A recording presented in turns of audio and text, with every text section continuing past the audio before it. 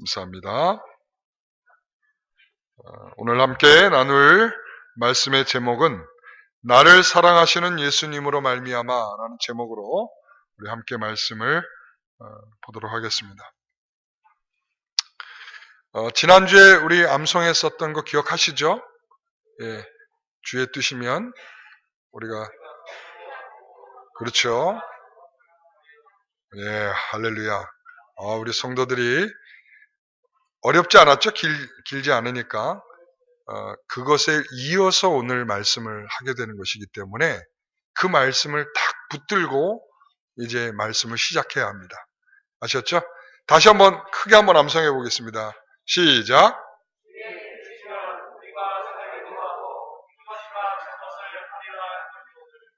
아멘. 못 외우신 분들은 지금이라도 외우시면 됩니다. 뭐 길지 않죠? 자, 제가 사역했던 교회에서 젊은 청년 하나가 암에 걸렸습니다. 그래서 온 교회 성도들과 그리고 또한 청년들이 정말 합심해서 기도를 했습니다. 그러나 안타깝게도 그 신실한 청년은 회복되지 못하고 주님께서 불러가셨습니다. 그때 청년들 가운데 이런 말들이 있었습니다. 나는 이렇게 능력 없는 하나님이라면 믿고 싶지 않다. 그리고 또 어떤 청년은 이렇게 말하더군요. 그렇게 신실하게 주를 위해서 섬기던 청년을 데려가시는 거 보니까 하나님은 없는 것 같다. 그래서 그 당시에 청년들이 교회에서 많이 떠났습니다. 그래서 참 많이 안타까웠던 때가 있는데 여러분 우리가 좀 전에 암송했죠? 주의 뜻이면. 우리의 주의 뜻이면 살기도 할 것입니다. 그러나 주의 뜻이면 또 죽을 수도 있는 것입니다. 주의 뜻이라고 하는 것을 우리는 너무 쉽게 생각해서도 안 되고 간과해서도 안 됩니다. 주의 뜻이면 우리는 산다. 주의 뜻이면 우린 죽을 수도 있다. 여기에 대하여 하나님이 이 정도도 못해? 하나님이 이 정도야? 라는 것으로 정리가 된다면 그것은 성경을 알지 못하는 것이고 하나님을 알지 못하는 것입니다. 욥기서 34장 10절 이하에 가면 너희 총명한 자들아 내 말을 들으라. 하나님은 악을 행하지 아니하시며 결코 불의하지 아니하신다. 그리고 하나님께서는 행한 대로 갚으시는 하나님이시고 그 다음에 12절 13절에 가서 보게 되면 이렇게 말하죠. 진실로 하나님은 악을 행하지 아니하시며 전능자는 공의를 굽히지 아니하시니라. 13절. 자, 같이 읽겠습니다. 누가 땅을 그에게 맡겼느냐? 누가 온 세상을 그에게 맡겼느냐? 14절. 그가 만일 뜻을 정하시고 그의 영과 목숨을 거두실진대. 하나님께서는 하나님께서는 뜻을 정하시면 우리의 영과 육신을 다 데려가실 수도 있다. 그러니까 성경은 한결같이 우리에게 하나님께서 우리의 인생들의 뜻을 정하시고 살게도 하시고 또 죽게도 하신다라는 것을 분명히 말씀하고 있습니다. 이게 바로 하나님이 행하시는 모든 일들인 것인데 하나님의 제가 지난주에 말씀드렸죠. 하나님의 무한한 지혜를 우리가 제한된 지혜를 갖고 있는 사람들이 어찌 다 이해할 수 있겠습니까? 그래서 우리의 지혜로는 하나님이 하시는 모든 일들에 대하여 판단하는 것을 금하고 있는 것입니다. 왜? 주의 뜻이면 산다. 끝이에요. 주의 뜻이면 죽는다. 끝입니다. 여기에 대하여 판단하도록 하지 않고 있음을 기억하십시오. 이 판단하지 않는다는 것은 하나님께서 하시는 모든 일이 다 선이라고 하는 것을 말합니다. 하나님은 악을 행하지 않으신다고 분명히 언급되었죠? 하나님은 불의하시지 않는다라고 분명히 말씀하셨죠? 행한 대로 갚으시는 하나님이라고 말씀하셨죠? 여러분 이것을 잘 생각해 보세요. 모든 사람이 죄인이란 말이죠. 우리가 선한 것처럼 보여도 우리가 악이 다 있어요. 그 악에 대하여 하나님이 판결하시면 우리는 꼼짝없이 지금도 다 죽음의 판결을 받아야 할 충분한 이유를 다 갖고 있는 사람들입니다. 왜 우리는 선한데, 왜 우리는 이렇게 예수를 잘 믿는데 이 정도로 해결될 수 없는 우리들의 죄악이 여전히 우리 안에 있음을 기억하십시오.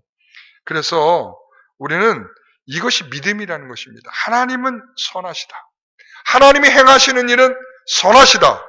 여러분 이럴 때 아멘 좀 해주십시오. 네. 하나님이 행하시는 모든 일들이 선하시다 이런 말이에요. 예, 그래서 이것이 믿음이에요. 이것이 믿음. 그러니까 어찌 내가 생각할 때 이 불합리하고 항의하고 싶고 어떻게 이런 일들이 일어났는데 이것이 어떻게 선할 수 있느냐? 이것을 믿음으로 받을 수밖에 없다. 믿음 아니고서는 이것을 선으로 받을 수 없다라는 것을 말하고 있는 것입니다. 하나님께서 조금 전에 고백한 것은 엘리후의 고백이었죠. 그때 엘리후의 고백이 끝난 다음에 하나님께서 엘리후를 비롯한 이 욥에게 이렇게 꾸짖으십니다. 38장 2절에 무지한 말로 생각을 어둡게 하는 자가 누구냐? 무지한 말로. 그러니까 내가 왜 죄 때문에 이런 꼴을 당해야 합니까? 나는 죄가 없습니다라고, 나는 의롭다라고 여러 가지로 항변하던 욥을 향하여서도 말이고, 그리고 죄의 결과가 바로 지금 너의 결과라고 꾸짖던 친구들의 말도, 그리고 연소하지만 내가 한마디 하겠다라고 얘기했던 엘리후를 향해서도 하나님은 지금 이 말을 하는 거예요. 무지한 말로 생각을 어둡게 하는 자가 누구냐? 무지한 말로.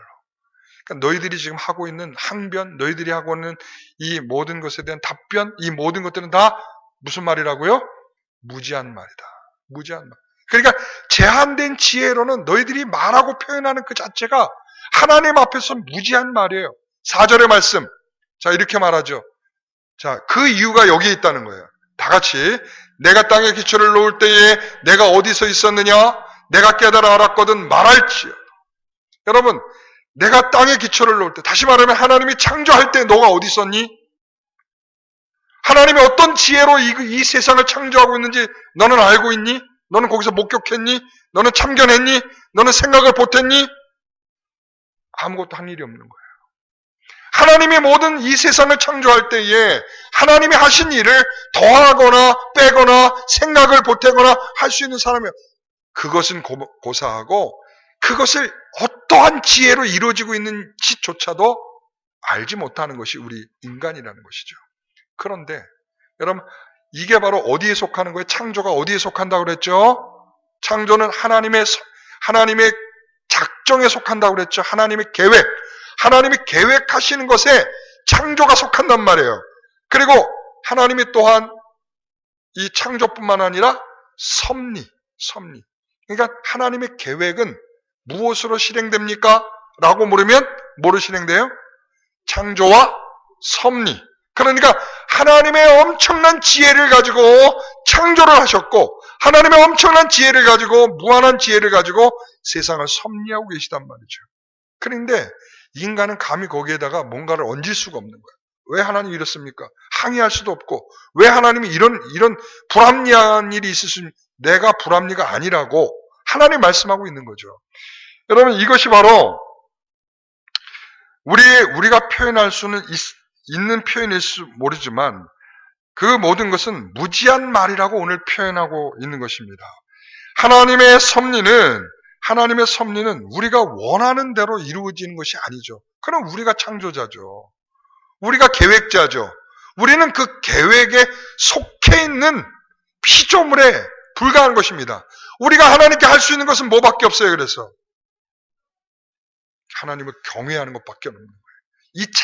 이 차이에서 우리가 할 수 있는 것은 하나님께 경외하는 것밖에 할 수 없어요. 그 차이가 어마어마하게 크기 때문에 그 피조물과 창조주의 차이는 이것은 무엇으로 설명할 수 있는 차이가 아닙니다. 그러므로 피조물의 말 앞에 순종할 수밖에 없는 거예요. 여러분, 그래서 하나님은 이러한 것을 통해 성경에 말씀하고 있는 것이죠. 하나님께서는 이렇게 어떤 이들에게는 하나님의 혹독한 섭리가 있을 수 있다. 자, 따라해 보겠습니다. 혹독한 섭리. 여러분 오늘 제 칼럼을 읽어보셨는지 모르겠는데 칼럼을 읽어보셨다면 여러분 이 말이 금방 무슨 뜻인지를 알 텐데 여러분 모르신다면 집에 가서 읽어보시고 지금은 이제 제가 진도를 나가야 될 시간이니까 여러분 혹독한 섭리가 있을 수 있다. 이 혹독하다는 건 뭐예요? 굉장히 힘들고 굉장히 어렵고 굉장히 우리가 감당하기 힘든 그런 내용들로 하나님이 우리에게 섭리할 수 있다. 네. 그러니까 모든 섭리가 그렇다는 게 아니라 우리에게 그런 섭리가 있을 수 있다. 대표적인 게 누구예요? 욥이 그랬죠. 그렇죠? 욥이 그런 섭리가 있었죠. 그리고 또 누가 그랬어요? 오늘 우리가 함께 소개할 사람인데요. 뭡니까? 룻기 1장 21절 말씀. 룻기 1장 21절.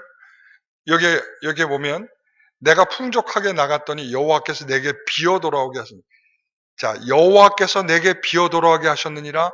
여호와께서 나를 징벌하셨고 전능자가 나를 괴롭게 하셨거늘 너희가 어찌 나를 나옴이라 부르느냐 하니라. 자, 여기서 하나님이라고 하는 표현이 몇 번 나와요? 네? 여호와께서 비어 돌아오게 하셨고 여호와께서 나를 징벌하셨고 전능자도 여호와를 가리키는 거죠. 전능자가 나를 괴롭게 하셨거늘 이렇게 말하죠. 자, 이 지금 나오미는 환희요 기쁨이요 이런 뜻을 갖고 있죠. 그런데 그래서 나의 이름을 뭐라고 부르라고요? 말하라 부르라 말하라. 나는 고통이다. 고통이다. 이 고통을 누가 주셨냐고요? 하나님이 주셨다는 거예요.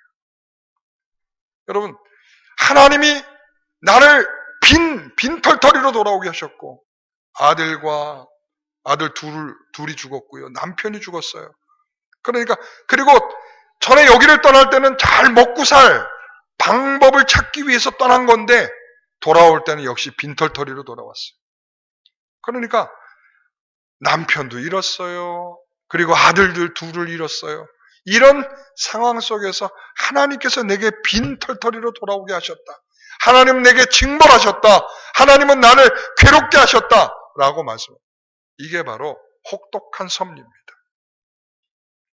그러나 하나님께서 이게 뜻이겠습니까? 인생이 고달프게 만드는 게 하나님의 뜻입니까? 하나님의 본심이 아니라고 했죠. 바로 이 나오미를 이와 같은 고생 속에서 이 나오미는 뭘 생각하냐면 이 일은 여호와께서 하고 계시다는 거예요. 여호와께서. 그러면 이 결과를 누가 어떻게 보게 하시겠습니까? 여호와께서 이 결과를 보게 하실 겁니다. 믿음입니다. 이 혹독한 섭리 속에서 하나님을 바라보는 믿음을 끊임없이 갖도록 하게 하시는 것. 이게 믿음이요. 하나님께서 하시는 섭리의 이유입니다. 그래서 여러분 이런 여인에게도 하나님은 계속적으로 하나님이 되시는 거예요. 이런 고통을 겪으시면서 말이죠. 여러분 이 고통을 겪고 있는데 하나님은 하나님이셔. 여러분 이게 아무것도 아닌 표현인 것 같지만 이런 고통 속에서 느껴지는 사람, 이 고통을 겪고 있는 사람에게 있어서는 하나님이 하나님 되신다라고 하는 것은 이건 쉽지 않은 고백입니다. 여러분 마찬가지, 욥도 마찬가지죠. 욥이 겪고 있는 모든 고통 속에서 하나님이 하나님 되시는 것. 이게 바로 혹독한 섭리의 이유입니다. 여러분 하나님이 변하지 않으신다는 거예요. 하나님이 항상 그 자리에 계신다는 거예요. 하나님은 항상 그 혹독한 섭리 속에서도 하나님을 기억하고 바라보게 하신다는 거죠. 여러분 믿음을 가진 신자에게 그 혹독한 섭리라는 게 얼마나 어려운 시험이겠습니까? 그렇죠? 그리고 얼마나 방황하게 만들겠습니까? 중심을 못 잡아요. 뭘 해야 될지 몰라요. 기도해도 기도가 안 돼요. 그리고 정말 하나님 앞에 메어 달려도 그냥 눈물만 나와요. 진심은 정말 힘들고 어렵죠. 때로는 자신을 부정하면서 하나님을 원망하고 싶겠죠. 왜 하나님 나에게 이런 일이 있습니까? 라고.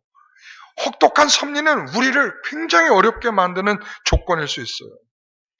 그러나 그 혹독한 섭리를 따라보겠습니다. 하나님의 뜻을 더 깊이 이해하고 하나님의 사랑을 더 깊이 깨닫게 되는 중요한 방법입니다. 여러분, 혹독한 섭리가 우리에게 너무나 어렵고 힘든 것일 수 있습니다. 그러나 성경은 이렇게 말합니다. 그 혹독한 섭리를 견뎌내고 참아낸 성도들에게 하나님은 복이 되더라. 하나님은 하나님이 되시더라. 이게 성경입니다. 여러분, 이 성경의 진리의 말씀을 우리는 거절한다면 불신앙입니다. 왜 혹독한 신앙이 우리에게 옵니까? 하나님은 정말 이러신 분입니까? 하나님을 원망합니다. 여러분, 이게 다 왜 나오는 말이에요? 불신앙이니까 나오는 거죠. 여러분, 성경은 우리에게 분명히 말씀해주고 있어요. 66권이나 우리에게 주셨어요. 수많은 사건들을 이 안에 기록해주고 있어요. 부끄러운 이야기도 들어있어요. 그리고 참으로 그 부끄러움 속에 그 부끄러움을 견뎌내면서 하나님께서 어떻게 영광스러움을 끌고 가는지를 이 성경은 우리에게 보여주고 있어요. 이 혹독한 섭리 속에서 살고 있는 성도들의 모습을 비춰주고 있어요. 그러나 그들이 그것으로 끝나는 것이 아니라 하나님의 그 하나님을 더 뜨겁게 사랑하는 자리로 그들이 옮겨가고 있는 놀라운 역사를 우리에게 보여주고 있다는 거죠. 이게 성경입니다. 여러분, 우리가 성경을 믿을진데 주의 뜻이면 산다. 주의 뜻이면 우리에게 이런 혹독한 섭리도 우리에게는 하나님 앞에 감사가 돼야 되고 우리가 정말 주를 의지할 수 있는 방법으로 주신 그 영광스러운 도구임을 우리가 믿으시길 바랍니다. 여러분, 왜 제가 이런 말씀드려요? 성경은 말이죠. 하나님을 영화롭게 하는 그 내용들이 다 어디에 들어있어요? 성경에 들어있죠. 성경은 우리 소유리 문답할 때 그랬죠. 무오한 유일한 법칙이 무엇입니까? 구약과 신약 성경의 말씀입니다. 그랬죠. 여러분, 그 아담과 하와가 범죄한 게 뭡니까? 하나님의 말씀을 불순종한 것입니다. 여러분, 우리가 하나님의 말씀대로 살지 않으려고 하는, 하나님이 기록한 말씀을 우리가 알면서도 외면하고 우리의 감정에 치우쳐 사는 것, 이거 불신앙이라고요. 불순종이고 불신앙입니다. 하나님 분명히 이렇게 말씀하셨다면 그것이 바로 우리의 신앙이어야 합니다. 성경에 기록된 것은 그렇다면 그 성경에 기록된 것으로 우리의 삶을 요구하고 계시는 겁니다. 오늘 우리는 이 정말 우리에게 가혹한 이 섭리, 우리가 정말 견뎌내기 어려운 섭리일 수 있습니다. 그러나 하나님 그것을 통해서 어떤 사람에게는 이것이 미혹의 거리가 돼서 하나님을 떠나게 될 것이고 어떤 사람에게는 시험이 되어서 하나님을 더 사랑하게 되는 자리로 가게 될 것입니다. 동일한 사건에 다른 양상이 나타난단 말이죠. 여러분, 이번에 우리는 이 코로나19 바이러스를 우리가 겪어내면서 어떤 사람에게 있어서는 이 가혹한 섭리가 하나님 앞에 더 신실한 믿음과 신앙의 자세로 아주 견고해지는 시간들이 되었을 겁니다. 그러나 어떤 사람에게는 우리에게 주는 이 자유를 좀 맛보자. 그러면서 신앙이 흐트러지고 해이해진 사람도 있을 것입니다. 그래서 CBS에서 조사를 했더니 300명의 10년 이상 교회 생활한 신자들을 대상으로 이 조사를 한 거예요. 자, 요즘 드리고 있는 영상 예배 어떻습니까? 이 코로나 바이러스가 끝나도 계속적으로 영상 예배를 드릴 생각이 있습니까? 이런 여러 가지 질문했어요. 영상 예배 어떻습니까? 좋습니다. 라고 반응한 사람이 300명 중에 200명이에요. 제가 좀 전에 얘기했죠. 10년 이상 신앙생활하고 10년 이상 교회 생활을 열심히 한 성도들한테 물은 거예요. 그랬더니 너무 좋습니다. 괜찮은 것 같습니다. 자, 그러면 이제 코로나19 바이러스가 다 끝나도 영상 예배를 드릴 생각이 있습니까? 그랬더니 30%가 약 100명이 전 여전히 드릴 생각이 있습니다.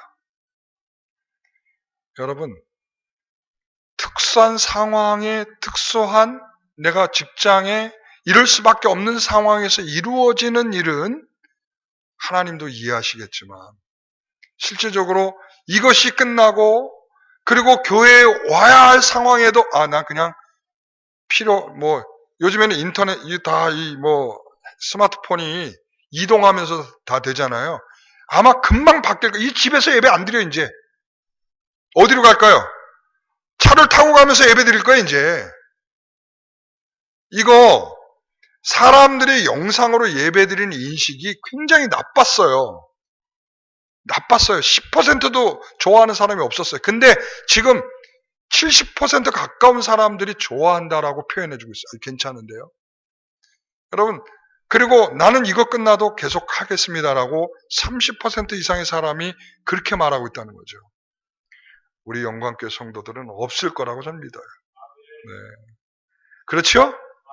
네, 역시. 그래요. 이게 우리의 현실이 될 수 있습니다. 이게 우리의 현실이 될 수 있어요. 여러분, 어떤 사람에게는 이 시간을 지나면서 하나님을 더 그리워져. 교회에 마음껏 나올 수 없고, 마음껏 봉사할 수 없고, 마음껏 기도할 수 없고, 마음껏 찬양할 수 없고, 마음껏 교제할 수 없는 이 일들이 마음에 더욱 뜨거운 마음들로 일어나서 하나님 더 깊이 예배해야 되겠다. 내가 다음번에 가기만 해봐라. 내가 마스크만 벗기만 해봐라. 내가 하나님을 더 내가 찬양하리라. 이런 마음을 먹고서 지금 있는 분도 계시겠지만 어떤 분은 야, 이거 너무 좋다. 이거 적당히 때울 수 있는 이거 마스크. 너무 좋다. 안 나오는 거 너무 좋다. 아마 요 안 나오는 시간 동안 이 영상 예배 드린다고 하면서 놀러 간 사람도 있을 거야. 내가 누구나고 내가 밝히잖아요. 내가 다 느낌도 있고 다 있어요. 그러나 한 번도 제가 표현해 본 적은 없어. 여러분, 그렇습니다. 누군가는 이 시간 동안 신앙이 좋아졌을 겁니다. 누군가는 이 시간 동안 저만치 물러갔을 겁니다. 그러나 분명히 말합니다. 히브리서 10장에 가서 보면 의인은 믿음으로 산다. 하나님은 뒤로 물러가는 것을 기뻐하시지 않는다. 하나님은 이 시간에 여러분들이 핑계와 이유를 대서 뒤로 물러가는 것을 원치 않으십니다. 온전히 하나님을 더 기쁘게 하는 자리로 저와 여러분이 서기를 원하시는 거죠. 여러분, 그래서 오늘 본문의 말씀이 우리에게 강력한 선언입니다. 자, 35절 말씀을 같이 읽어봅니다. 누가 우리를 그리스도의 사랑에서 끊으리요? 환난이나 곤고나 박해나 기근이나 적신이나 위험이나 칼이랴. 36절 같이 읽습니다. 기록된 바 우리가 종일 주를 위하여 죽임을 당하게 되며 도살당할 양같이 여김을 받았나이다 함과 같으니라. 여러분, 36절의 말씀은 시편 44편 22절 말씀과 동일한 말씀입니다. 다윗이 고백했던 시인데요. 그러니까 이 말을 다시 종합해보면 이겁니다. 구약의 성도들도 지금 초대교회 성도들이 당하고 있는 이 어려움처럼 아까 뭐라 그랬어요? 환난이나 곤고나 그 다음에 박해나 기근이나 적신이나 위험이나 칼이랴 그랬잖아요. 그렇죠? 그런 상황들이 이게 지금만 있었던 일이 아니라 구약의 성도들에게도 있었다 이런 말이죠. 네? 그래서 그 엄청난 일들은 꼭 내가 도살장에 끌려가는 거기에서 앞에 어떤 주를 위하여 내가 도살장에 끌려가는 양과 같았다 이렇게 표현하고 있어요. 그러니까 구약의 성도들도 이렇게 하나님의 가혹한 섭리를 경험했던 거죠. 그렇죠. 그럼에도 불구하고 도살장에 끌려가는 양처럼 내가 그렇게 끌려갔다. 그리고 지금 이 초대교회 성도들은 그 엄청난 환난이나 곤고나 박해나 기근이나 그렇죠. 적신이나 위험이나 칼로 지금 위협을 받고 있음에도 불구하고 이렇게 말하는 거예요. 우리의 사랑은 절대 그리스도에게서 끊어지지 않는다. 여러분, 이게 강력한 선언이라고요. 질문하듯이 표현하면서 우리에게는 강력한 설명을 하고 있는 거예요. 누가 우리의 사랑에서 끊을 수 있니? 없다는 거예요. 없다. 여러분, 우리는 어떤 조그만 상황이 오면 우리가 먼저 나오는 건 뭐예요? 원망이요, 불평이고 이유예요. 그러나 하나님은 우리에게 말합니다. 그런 모든 것으로부터 그리스도의 사랑은 끊을 수 있는 이유가 되지 못한다라고 아주 분명하게 말씀하고 있습니다. 여러분, 그래서 사도 바울도 이렇게 말해요. 고린도후서 11장에 가서 보면은, 여기 나오진 않지만 그는 죽을 만큼 매를 맞았어요. 그 다음에 배가 파손돼서 죽을 뻔했어요. 그리고 또한 형제들이 와서 거짓으로 자기를 속이기도 했어요. 애를 쓰고 수고했어요. 그러니까 그의 삶은 내가 하나님을 믿고 하나님의 사람으로서 살아갈 때는 내가 예수를 미워하고 예수를 싫어하고 예수를 증언하는 자를 죽이러 다닐 때까지만 해도 나는 그래도 잘 나가는 사람이었는데 말이죠. 잘 나가는 사람이었죠. 예? 고위 고관이었죠. 그리고 그는 승승장구 지금 계속적으로 보장된 사람이었어요. 그런데 그 모든 것을 내려놓고 예수를 믿은 다음에 자기의 현실은 완전히 바뀌어지는 거죠.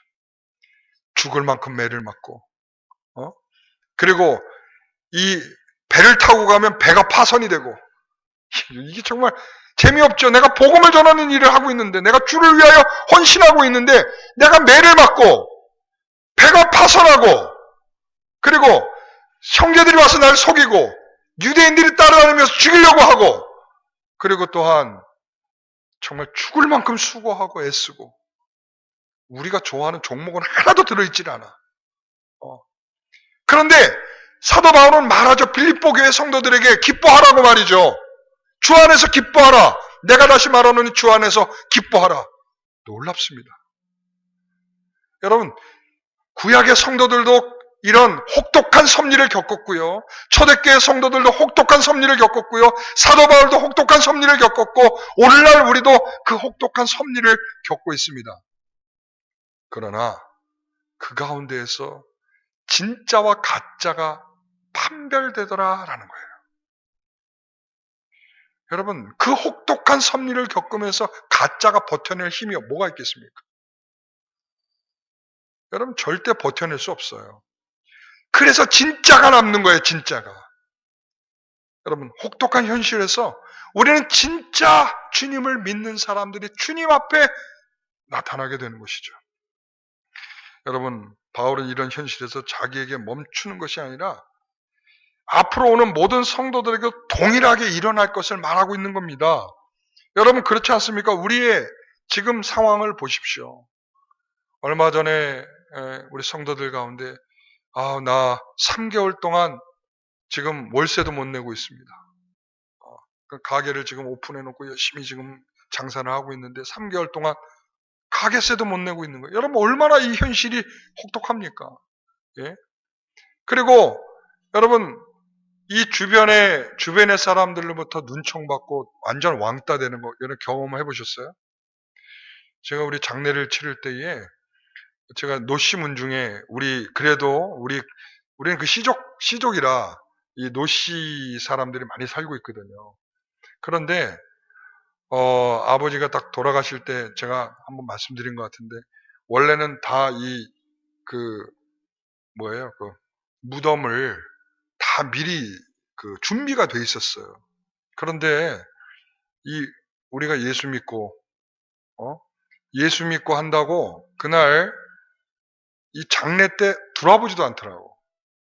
우리 그 당시만 해도 우리 집에서 장례를 치렀기 때문에 시신을 그대로 이렇게 병풍을 쳐놓고 그대로 모셔놓은 상태에서 장례를 치렀잖아요, 옛날에는. 그러니까는 우리는 향도 피우질 않고, 그러니까 뭐 이렇게 상도 차려놓지 않고, 그러니까 동네에서 아무도 들어오질 않더라고요. 그리고 급기야는 장례를 딱 치르는데 뭐라고 그러냐면, 야, 거기 무덤에 들어올 수 없다. 그래가지고 당장에 아버님 묻혀야 할 곳을 찾느라고 얼마나 어려운지 몰라요. 제가 뭐 형제가 있는 것도 아니고, 제가 또 외아들 아닙니까? 제가 나가면 또 이 장례가 또 진행되지 않으니까 나갈 수도 없고, 정말 어렵게 장례를 치렀던 기억이 납니다. 제가 얼마 전에 제주도 갔을 때도 거기 목사님 그러더라고요.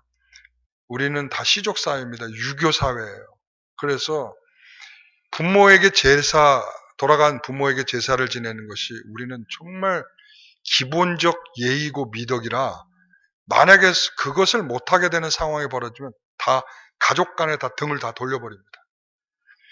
본인이 예수를 믿는다고 할 때까지만 해도 거절하지 않던 가정에서 자기가 목사가 딱 된다고 하는 순간부터 온 가족들도 되게 이렇게 얼기설기 많이 엮여 있어서 한 70여 명이 됐는데 그 이후로는 자기를 거들떠보는 사람이 없대요. 어떤 일이 있어도 연락하는 사람이 없고 어떤 상황이 와도 자기를 초대하는 사람이 없어요. 완전히 그 가족에서 완전히 왕따 배제. 여러분, 아니 그러려고 예수 믿은 건 아니잖아요. 그죠? 그렇죠? 예? 우리의 현실에 맞닿는 일들은 또한 그뿐이 아니죠. 보세요. 정말 암으로 투병하는 성도들을 보면은 정말 밤새 끙끙 앓고 여러분 그 마약 주사를 맞아가면서도 그 통증이 가시지 않을 그런 엄청난 어려움 속에 견뎌내죠. 하나님, 저런 믿음 좋은 성도들은 그냥 좀 데려가시면 안 될까요? 마음속으로 깊이 기도하고 열심히 위하여 기도해보지만 그 아픔과 고통은 사라지지 아니하고 밤새 끙끙 앓고 그 다음날 만나면 초죽음이 되어 있는 상태를 이제 신방을 하게 되죠. 그렇게 될 때 정말 마음이 너무 아프죠.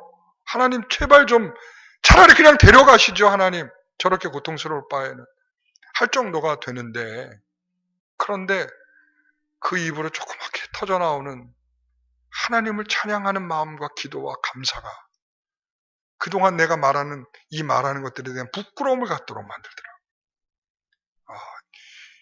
하나님이 이 혹독한 섭리 속에서 정말 믿음을 분명하게 만드는구나. 내가 누구인가? 내가 어떤 사람인가? 내가 하나님의 자녀지. 내가 하나님이 사랑하는 자지. 라고 하는 걸 확신하게 되죠. 그래서 오늘 이 다음 절을 보시면 그렇게 되는 거예요.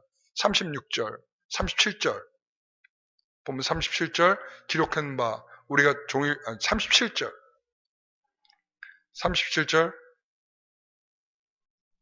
그러나 이 모든 일에 우리를 사랑하시는 이로 말미암아 우리가 넉넉히 이기는 일.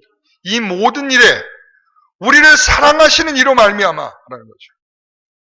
그러니까 그 혹독한 섭리를 겪는데 하나님의 사랑이 더 크게 느껴지는 거예요. 놀랍죠.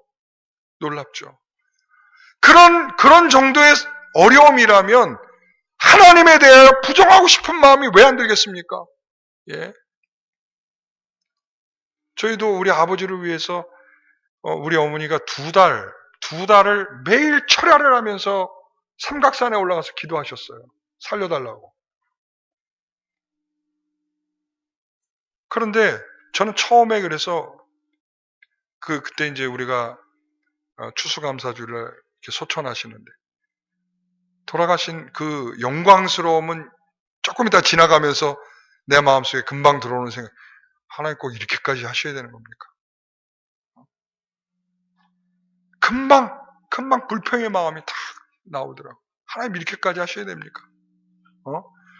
아니 아버지가 지금 그 아픈 몸을 이끌고 가서 면허증까지 갱신하고 오셨는데 말이죠. 왜? 이거 나오면 교회차 운전하시겠다고. 그래서 여기서 면허가 일종 면허신데 일종 면허가 그렇게 해서 사라지게 되면은 아무것도 못한다. 그래서 그 아픈 몸을 이끌고서 가셔서 그 면허를 갱신하고 오셨거든요. 아니 그런 마음 좀 받아주시면 안 되나? 아니 49이면 너무 빠르잖아요. 그렇잖아요. 내가 한 60만 넘었어도 환갑만 넘었어도 제가 이런 말을 안 했죠. 근데 아니 50도 못 넘어서 이렇게 오시고 가면 어떡합니까? 그러니까 하나님의 이 혹독한 섭리 속에서 우리의 마음속에 끓어오르는 마음들은 하나님에 대한 이해가 부족. 근데 어느 순간에 내가 팍상 무너졌냐면 하나님이 우리를 혹독한 섭리를 우리에게만 하신 게 아니라 예수 그리스도에게도 하시더라는 거예요. 예.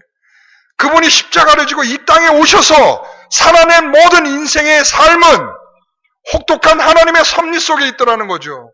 하나님의 그 보좌와 영광스러움을 버리고 이 땅에 오신 모든 삶은 십자가와 채찍과 가시면류관만이 아니라 이 땅에 오신 그 자체가 혹독한 섭리 속에 있다는 거죠.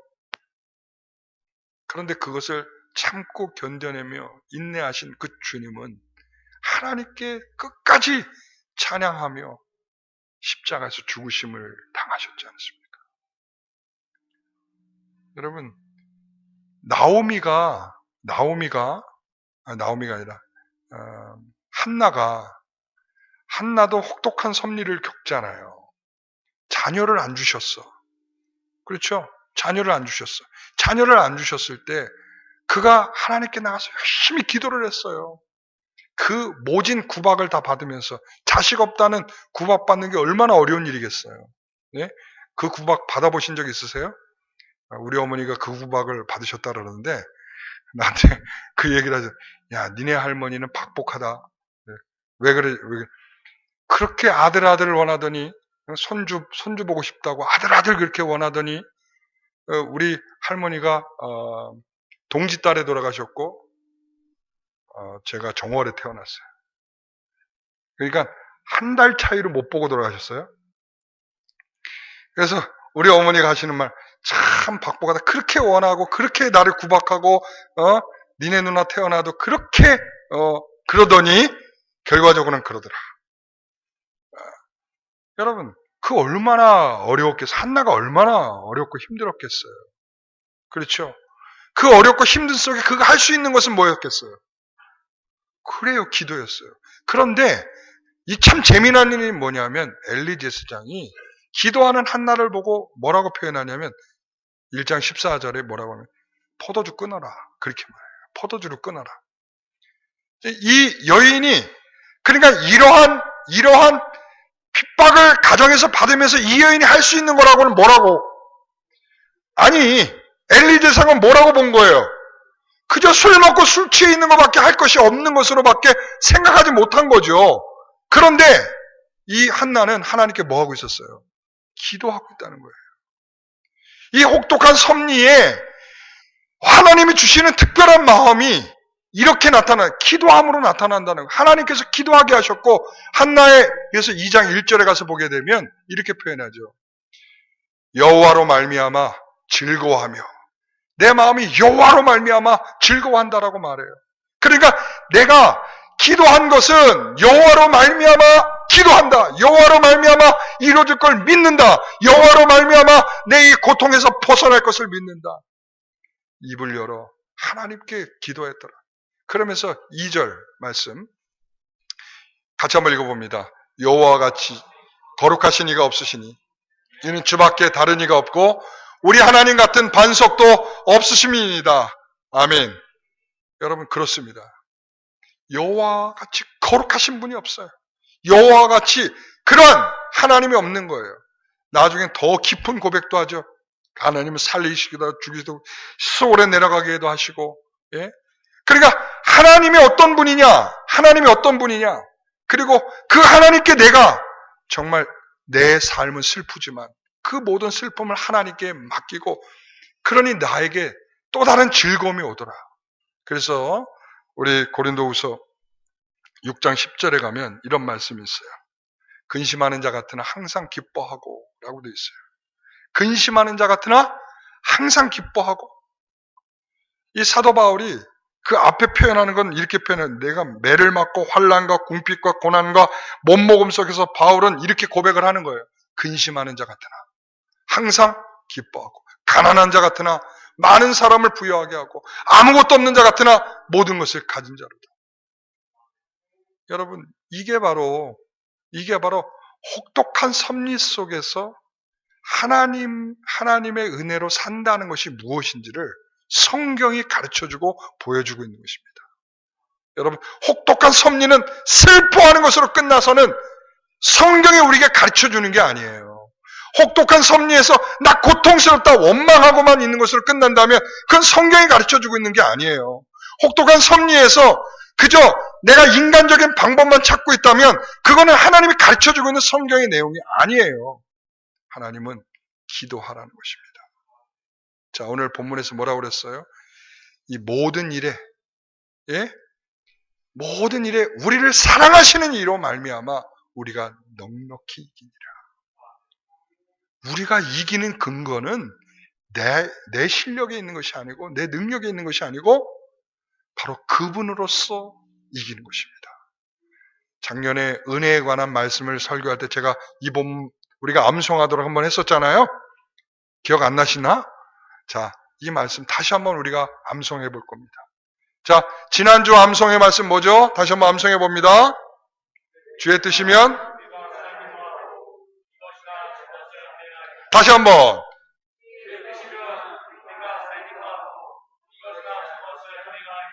자, 오늘 말씀. 그러나 이 모든 일에 우리를 사랑하시는 이로 말미암아. 아멘. 여러분 그렇습니다. 이 말씀 여러분 암송하세요.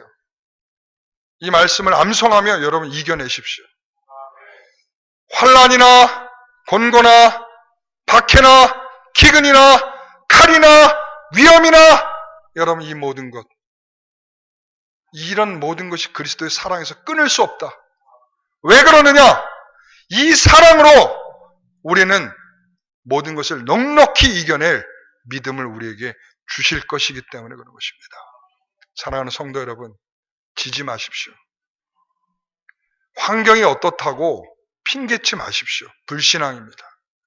여러분, 내가 이런데 어떻게 이렇게 할 수 있느냐?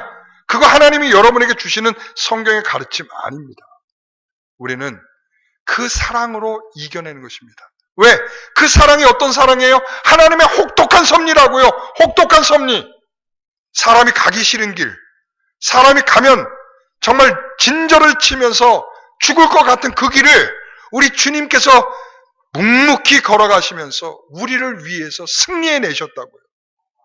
그것이 바로 우리의 승리의 근거라, 이런 말씀이죠. 이 혹독한 섭리가 하나님이 우리를 사랑하시는 이유인 것입니다.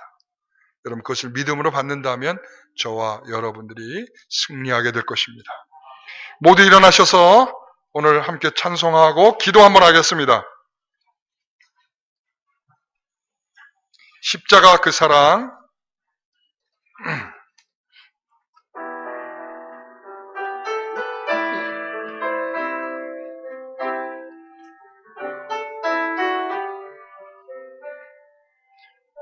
십자가 그 사랑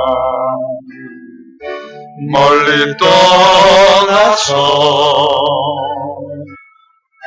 무너진 나의 삶 속에 잊혀진 주 은혜,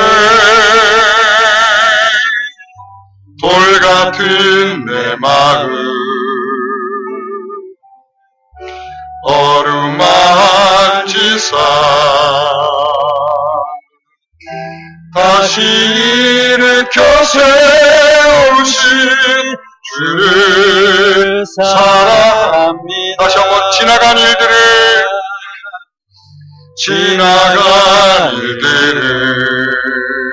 기억하지 않고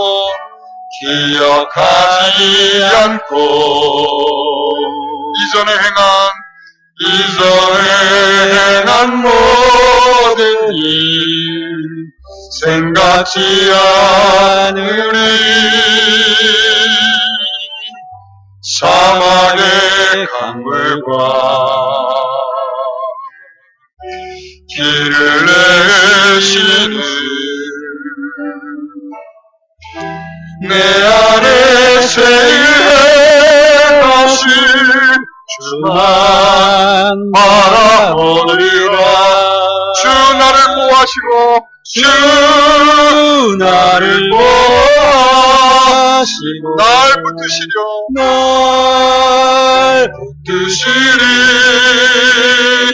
나는 외롭고 존귀한 주님의 자녀라. 주 나를 보호하시고 널 붙드시리. 나는 외롭고 외롭고 존귀한 주의 다시 한번 주 나를 보호하시고 주 나를 보호하시고 날 붙드시리 나는 외롭고 존귀한 주님의 자녀라 주 나를 보호하시고 날 붙드시리 너는 외롭고 존귀한 주의 자녀라. 시간 우리 다 같이 한번 하나님께서 우리를 그렇게 사랑하십니다. 혹독한 섭리 속에서도 우리를 사랑하십니다. 그 사랑을 믿고 그리스도의 사랑으로부터 끊을 수 없는 놀라운 은혜가 우리에게 있음을 다시 한번 바라보면서 이 시간 다 같이 한번 우리 기도하도록 하겠습니다. 기도하겠습니다. 하나님 아버지 감사합니다. 오늘 우리가 주님 앞에 나온 우리 성도들마다 마음속에 참으로 힘들고 어려운 여러 가지 이유와 상황들이 있을 것입니다. 하나님, 우리는 왜 이렇습니까? 왜 이런 불안함입니까? 왜 우리는 이렇게 살아야 합니까? 라고 하나님 앞에 외치고 불평하고 싶은 것이 우리들의 인생이지만 하나님의 이 혹독한 우리의 섭리를 이해하게 하여 주셔서 주님 우리를 사랑하시사 우리를 끝까지 견고하게 견디게 하시는 바로 그 사랑으로 말미암아 우리는 끝까지 우리를 승리하게 하실 것을 믿습니다.